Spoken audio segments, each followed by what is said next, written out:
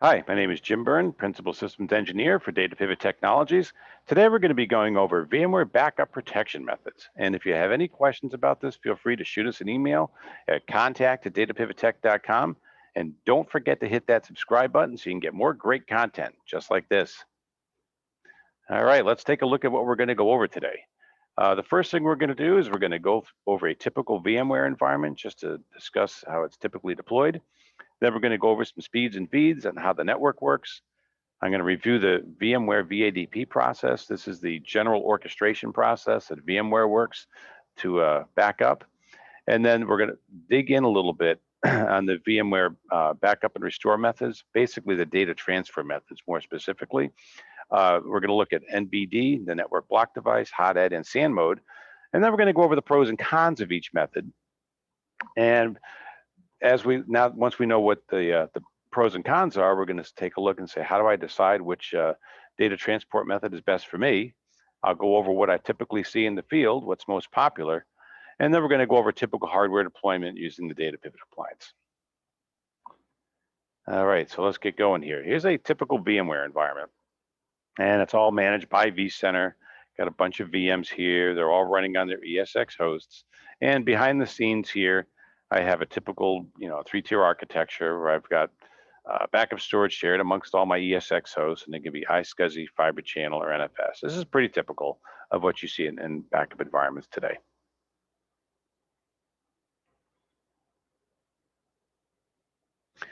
All right, now before I get started, I wanted to just do a quick note on speeds and feeds. Always remember that network speeds, they always give them in bits, and storage is always in bytes. It's just the way the industry is. It's kind of funny. I swear that the network guys always like to use bits because it gives a bigger number, makes the switch seem faster. But remember, 8 bits equals 1 byte. So 1 gigabit is 0.125 gigabytes because you divide it by 8. 10 gigabits is 1.25 gigabytes. Now, one assumption I'm giving you here, what we're doing is we're on a data transfers that I'm illustrating here are on a low latency network like inside the data center, not across the WAN. And always remember, data moves in packets. So there's a header, the data that you're moving, and then a tail. And there's also overhead on the switch. There's lag every time between you send packets. So generally speaking, it's 70% of theoretical.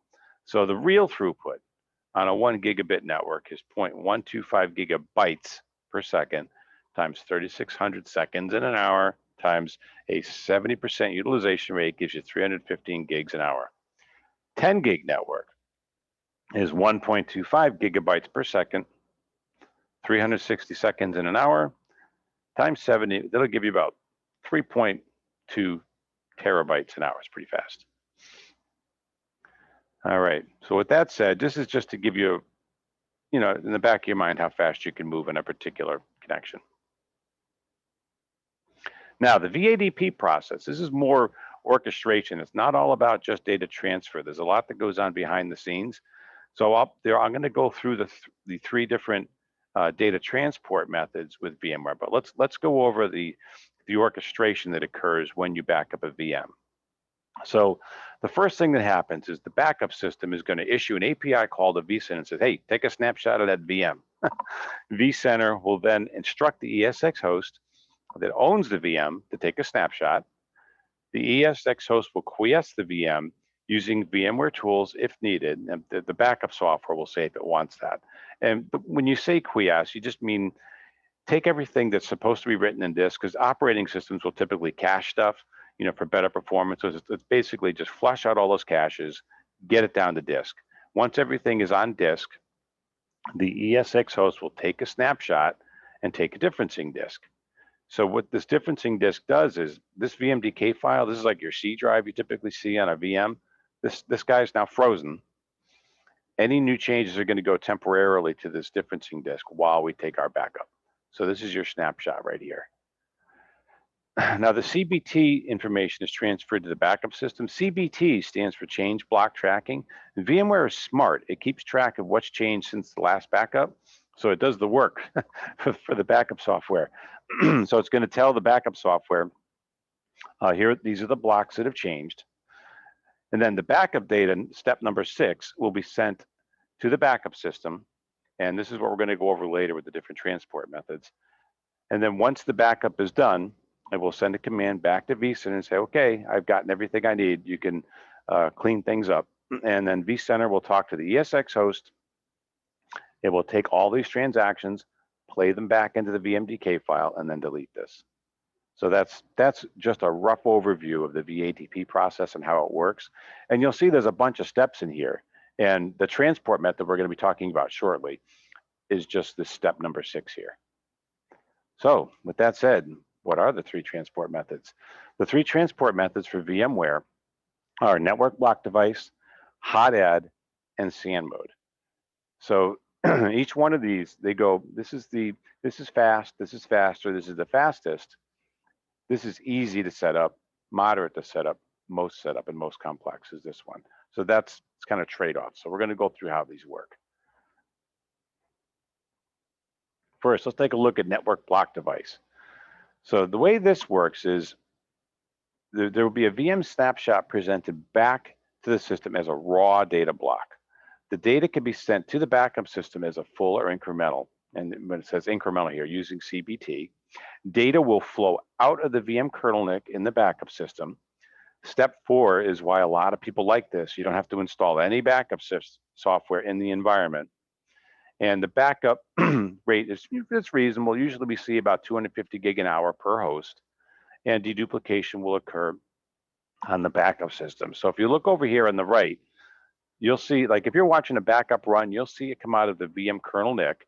And what some people will do is they'll just set up a dedicated VM kernel NIC just to do the backups. And you'll see it come out of each of the hosts. So when I say 250 gig an hour per host, it's not bad. I mean, because like in this example here, I have 3 hosts, so that's 250 gig an hour here, here, and here. Total is 750 gig an hour. So, you know, in 10 hours, I can do 7.5 terabytes. It's pretty good. So usually this is fast enough to get the job done, super easy to set up. Now, the next method you can use, sometimes you got to, kick it up a notch to go a little faster. So in this particular method, the VM snapshots are mounted to a VM acting as the backup proxy. Backup data is read from the snapshot, which allows for direct access to that VMDK file. It's kind of like SAN mode without the physical proxy. Deduplication occurs on that proxy, reducing backup traffic by 95%, and that in turn means you get a faster backup. So the way this works is you install your backup software here. Now, when you go to do a backup, what you'll see happen, now remember, this is shared storage in the back. So like I could snap a VM over here. Here's my VMDK file, make my difference file, and then I mount that over here on the proxy. So if you watch this run, you look in vCenter, you look under your tasks, you'll see the snapshot occur of your VM, and then you'll see it reconfigured to the proxy. And what does that mean? When you go into the proxy, go under edit, look at your disks, you'll see the disks from this VM, but now they're over here. You're actually reading the snapshots. So what's happening is you're able to read from the VMDK file through the storage to this proxy. Backup software is installed on here, so now I can leverage deduplication. So I'm doing my deduplication here on the proxy, resulting in 95% less traffic going back to the backup system. So now I'm not limited by the network over here. I can just read as fast as I can get that data through the ESX host to my proxy. So generally speaking, you'll see quite a significant improvement when you use hot add. And then the third method, this one you don't see as much, but it's here if you need it. This particular method, if you notice the arrow now we're plugged right into the host. So this requires a physical host to have access to the SAN. The entire LUN is backed up. So what happens when you do this type of a backup, you'll snapshot all the VMs on a LUN so that they're all quiesced, and then you back the whole thing up. So data is routed from the storage directly to the backup system, bypassing the ESX host.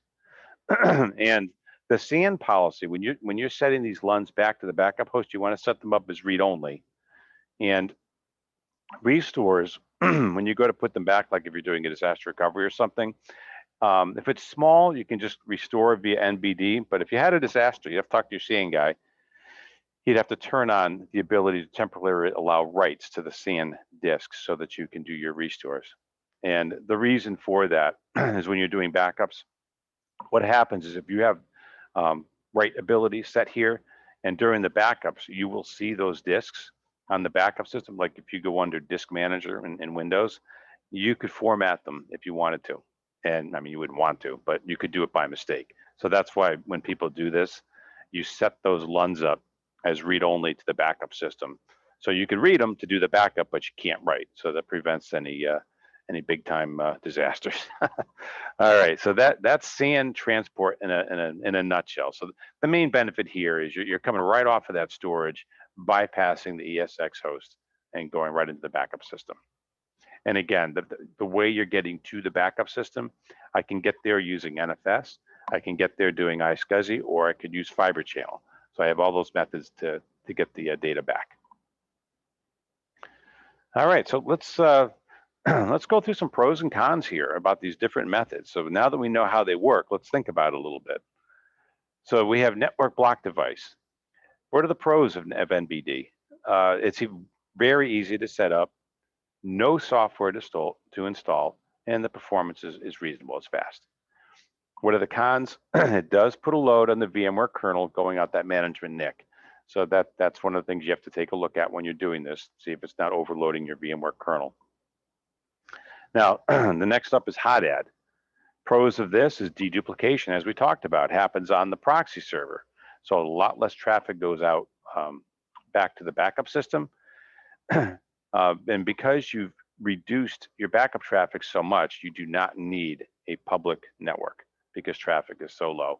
And this gives you a little faster performance because you're not bottlenecked by the network anymore. You can just read that data as fast as the ESX host can get it. Now, what are the cons? A little more work. You're going to need to set up a VM to host the proxy, Windows or Linux box, and you're going to have to install some software on there. And you may need several of these throughout the environment. So for example, let me go back to the proxy here real quick. You might need a few of these, like you might put one here and here, for example, or here, here, and here. Just remember, this is shared storage behind here. So if I just set up one, for example, this VM over here can be snapshotted. You create your differencing disk and it can be mounted over here. So you can go through and try to get it done with one, maybe two. And if you're not getting it done, you can put more and spread them out across the environment. And while you're running this, you will see that particular VM that's running the proxy. It does put a load on the ESX host. So that's another thing you have to keep in mind. Now, SAN mode puts no load on the ESX host, and it has the fastest performance. And that's because, let's go take a look here. I mean, if let's say this was a NetApp or something like that, you're going to be coming right off the NetApp into the backup system. So it's going to bypass this. Now that all sounds great, but it's the most complex to set up within any backup software. And if you do want to restore to the LUN, and like the event of a disaster, you're going to need to have somebody go in and turn that on for write access. Generally speaking, you're going to restore via NBD for most small stuff.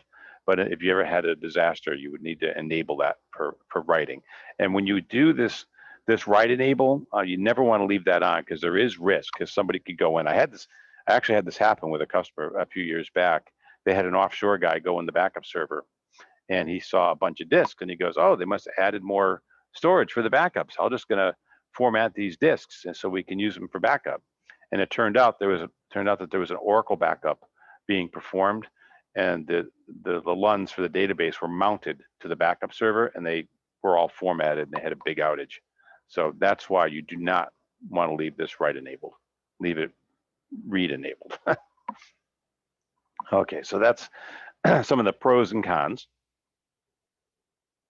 And now you want to say, now that I know a little bit about this, what's best for me?